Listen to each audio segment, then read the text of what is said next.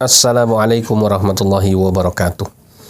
Innal hamdalillah nahmaduhu wa nasta'inuhu wa nastaghfiruh wa na'udzu billahi min syururi anfusina wa min sayyiati a'malina. May yahdihillahu fala mudhillalah wa may yudlilhu fala hadiyalah.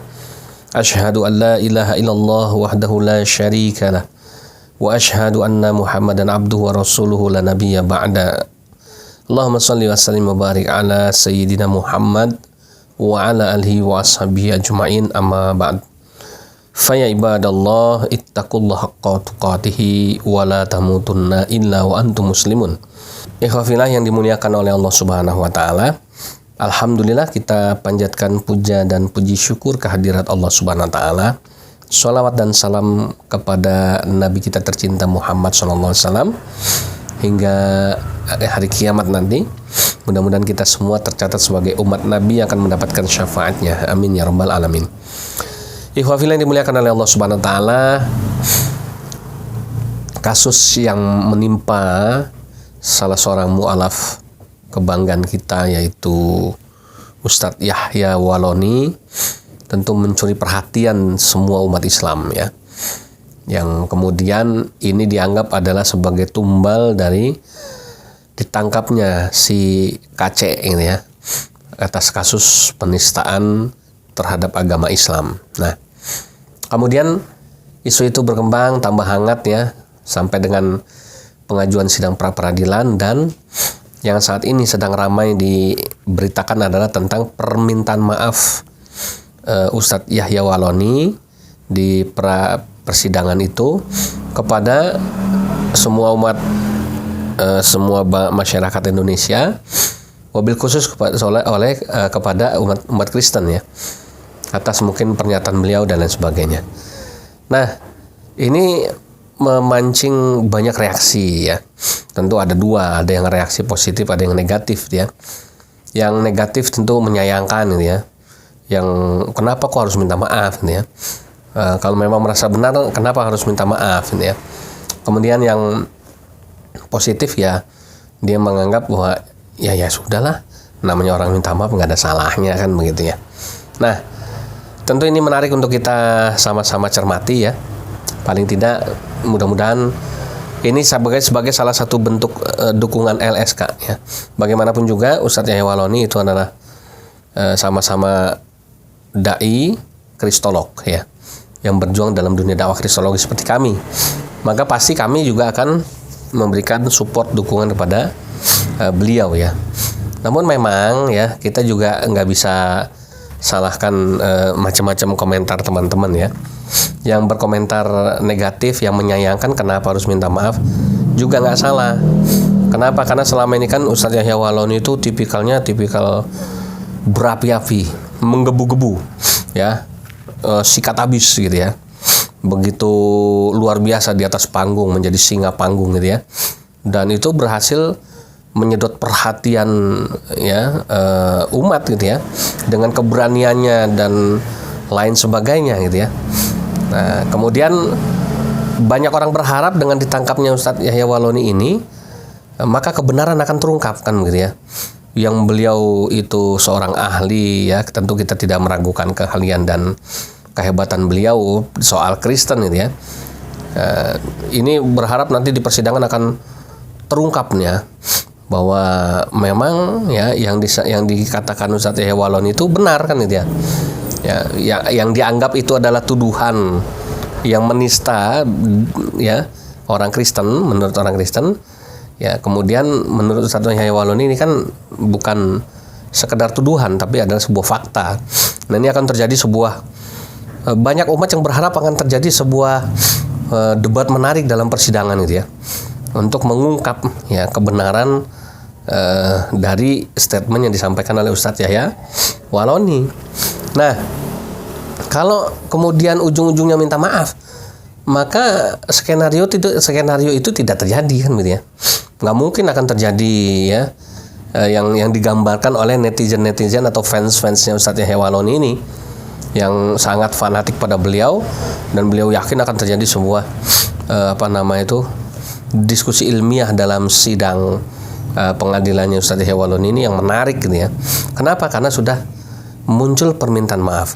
Artinya ketika muncul permintaan maaf itu adalah sebuah kesadaran mengakui sebuah kesalahan pribadi, kan begitu dianggap begitu ya.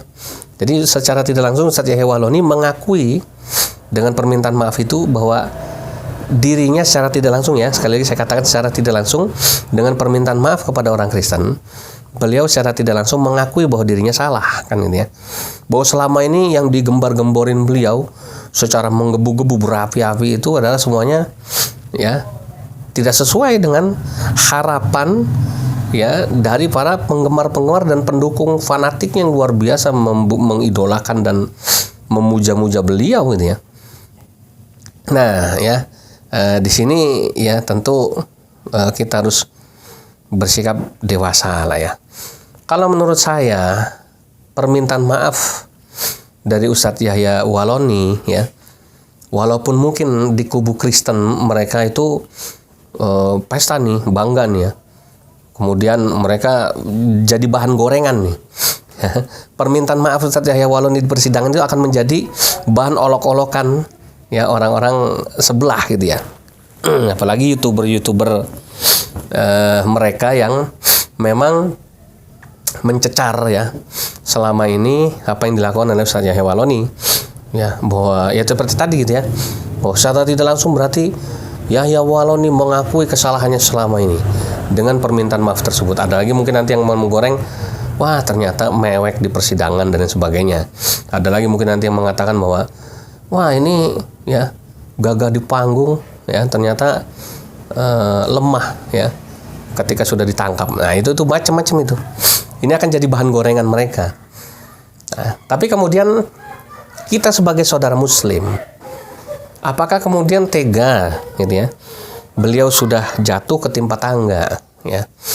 Beliau saat ini menjadi tumbalnya MKC, gitu ya, untuk berjuang demi mengadili si penista agama Islam ini. Yahya Waloni, Ustadz Yahya Waloni akhirnya harus ikut ditangkap dia. Ini kan seperti sebuah tumbal ya, banyak yang mengatakan seperti itu. Pengorbanan beliau sampai sejauh ini apakah kemudian kita tega? Kita respon secara negatif? Jangan. Kalau tetangga sebelah, kalau orang non-muslim menggoreng habis-habisan pernyataan maaf Ustadz Yahya Waloni ini menjadi sesuatu yang bahan olok-olokan, itu sih biarkan saja. Memang begitu sifat mereka. Tapi kita sebagai saudara Muslim jangan ya. Kita maklumi. Kita tidak tahu apa yang ada di kepala beliau, apa yang tekanan berat apa ya yang ada di pundak beliau ya. Karena kita nggak ada di samping beliau. Ya kita nggak ngerti ada sebuah tekanan besar apa ya, kita nggak tahu. Wallahu a'lam bishawab ya. Kita nggak ngerti. Sehingga kemudian saya yakin pasti beliau mengucapkan permintaan maaf itu ya bukan sesuatu yang ujuk-ujuk atau tiba-tiba. Bukan karena beliau cengeng. Bukan karena kemudian beliau merasa wah, kalau gitu saya salah, emang bukan. Atau kayak gitu saya takut di penjara nanti. Saya yakin nggak seperti itu ya. Saya yakin permintaan maafnya Ustadz Yahya Waloni punya dasar ya. Dan memang dasar itu nggak mungkin disebutin di publik, ya kan? Kita maklumi saja, ya. Kita kemudian respon secara positif saja. Oh, anggap saja ini adalah sebuah kebesaran hati dari Ustadz Yahya Waloni, walaupun beliau begitu menggebu-gebu, ya.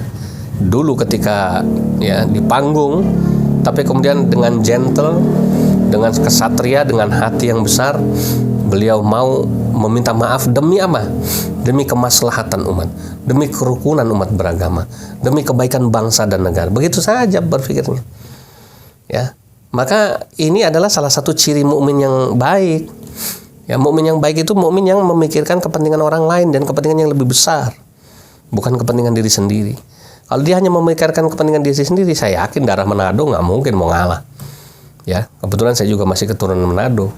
Ya, orang Manado itu mana ada ya mau ngalah gitu ya. Dia akan terus majukan gitu ya dengan keyakinannya dia. Nah, oleh karenanya mari sama-sama kaum muslimin kita sikapi apapun yang dilakukan oleh Ustadz Yahya Walon ini dengan sikap yang baik, yang arif. Kemudian kita dukung selalu beliau gitu ya, melewati masa-masa sulit ini. Semoga Allah Subhanahu wa taala memberikan kesehatan lahir batin dan pertolongannya untuk beliau dan untuk semua kaum muslimin.